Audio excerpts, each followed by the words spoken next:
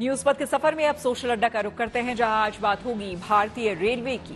ज्यादा पुरानी बात नहीं है जब रेल में सफर करने वाले वरिष्ठ यात्रियों को किराए में छूट मिलती थी, लेकिन इस छूट के बंद होने से रेलवे की कमाई में करोड़ों रुपए का इजाफा हो गया है। जी हां, आरटीआई से मिली जानकारी के मुताबिक आपको बता दें कि भारतीय रेलवे को 5800 करोड़ से ज्यादा रुपए की अतिरिक्त कमाई हुई है।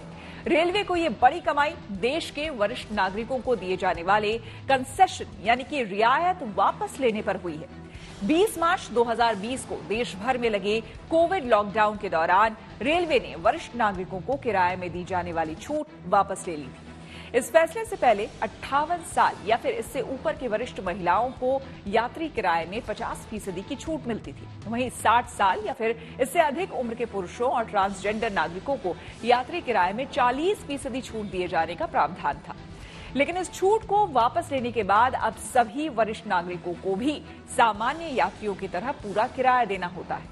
जानकारी के मुताबिक पिछले 4 वर्षों में लगभग 13 करोड़ पुरुष, 9 करोड़ महिलाएं और 33,700 ट्रांसजेंडर वरिष्ठ नागरिकों ने रेल यात्रा की, जिसमें कुल 13,287 करोड़ रुपए के टिकट खरीदे गए।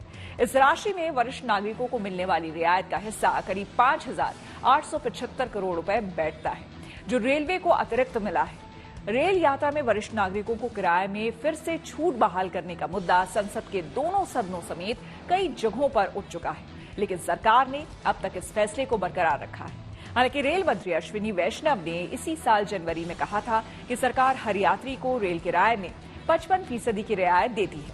रेल मंत्री के मुताबिक अगर एक ट्रेन टिकट 100 रुपए का है तो इसमें रेलवे को सिर्फ 45 रुपए ही यात्री से मिलते हैं।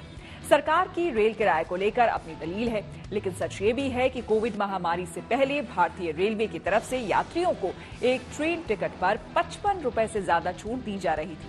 वरिष्ठ नागरिकों को रेल किराए में मिलने वाली छूट के मुद्दे पर हमने कुछ लोगों से बात की और उनकी राय जानी। मेरी बहन बॉम्बे में रहती है। मैं साल में 2 बार मिलने के लिए चला जाता था क्योंकि कंसेशन मिलता था। आज वो कंडीशन हो गई, मुझे साल में भी नहीं मिलने जाया जा रहा। मतलब यात्रा में फर्क पड़ गया इस चीज, बहुत ज्यादा फर्क पड़ गया यात्रा में, और इनको ये जो है खोलनी चाहिए। सीनियर सिटीजन कहाँ घूमेगा? यूजलेस। देश को आगे बढ़ाइए, बेरोजगारी दूर कीजिए, सभी का पेंशन भी बंद करना चाहिए, एमएलए एमपी सभी का। आने वाले जनरेशन को जॉब दीजिए। सीनियर सिटीजन का कोटा वापस से रिजर्वेशन लागू करना चाहिए, जो कंसेशन मिलता है। क्यों ना करे गवर्नमेंट, ये समझने की बात है। जब खुद अपने विधायक, एमएलए, एमपी इनके लिए रिजर्वेशन हो सकता है, सीनियर सिटीजन ने कौन सी गलती की है? मिडिल क्लास के जो लोग हैं उनकी बहुत बड़ी आबादी है हमारे देश में, लेकिन उतना पैसा बचा के हम इतने लोगों को तकलीफ दे रहे हैं, ये भी सही नहीं है। मैं जा करके बार पूछती थी, मुझको बोला गया था कि साहब कोविड के बाद जो है ये कंसेशन फिर से चालू हो जाएगा, मगर तब से और आज की तारीख तक कोई भी कंसेशन नहीं चालू हुआ है। ਅਸੀਂ ਤਾਂ ਬਤੌਰ ਸੀਨੀਅਰ ਸਿਟੀਜ਼ਨ ਹੁੰਦੇ ਹੋਏ ਇਹੀ ਚਾਹਾਂਗੇ ਕਿ ਜਿਹੜਾ ਰੇਲਵੇ ਦਾ ਕੰਸੈਸ਼ਨ ਹੈ ਦੁਬਾਰਾ ਸ਼ੁਰੂ ਕੀਤਾ ਜਾਵੇ, ਤਾਂ ਕਿ ਅਸੀਂ ਜਿਹੜੇ ਸੀਨੀਅਰ ਸਿਟੀਜ਼ਨ ਬਹੁਤ ਪ੍ਰੋਬਲਮ ਦੇ ਨੇ ਹੈਗੇ, ਨਾ ਤਾਂ ਕੋਈ ਬੱਚਾ ਸੰਗੀਲ ਦਾ ਕਿਤੇ ਬਾਹਰ ਜਾ ਕੇ ਆਪਣਾ ਘੁੰਮ ਫਿਰ ਆਈਦਾ। ऐसा है, कंसेशन तो तब मिलेगा जब रेलवे सरकारी होगी। रेलवे बेच दी है प्राइवेट कराने को अकेडमी, वो तो जनता का कुछ नहीं सोचेगा। जब रेलवे बेच ही दी तो कंसेशन कैसा मिलेगा? अगर जो अफोर्ड कर सकता है सीनियर सिटीजन, उसको अफोर्ड करना चाहिए कंट्री के लिए, ठीक है। और जो अफोर्ड नहीं कर सकता, गवर्नमेंट ने उनको कंसेशन देना चाहिए। बंद किया था वो तो जरूर मिलना चाहिए, डीए भी मिलना चाहिए।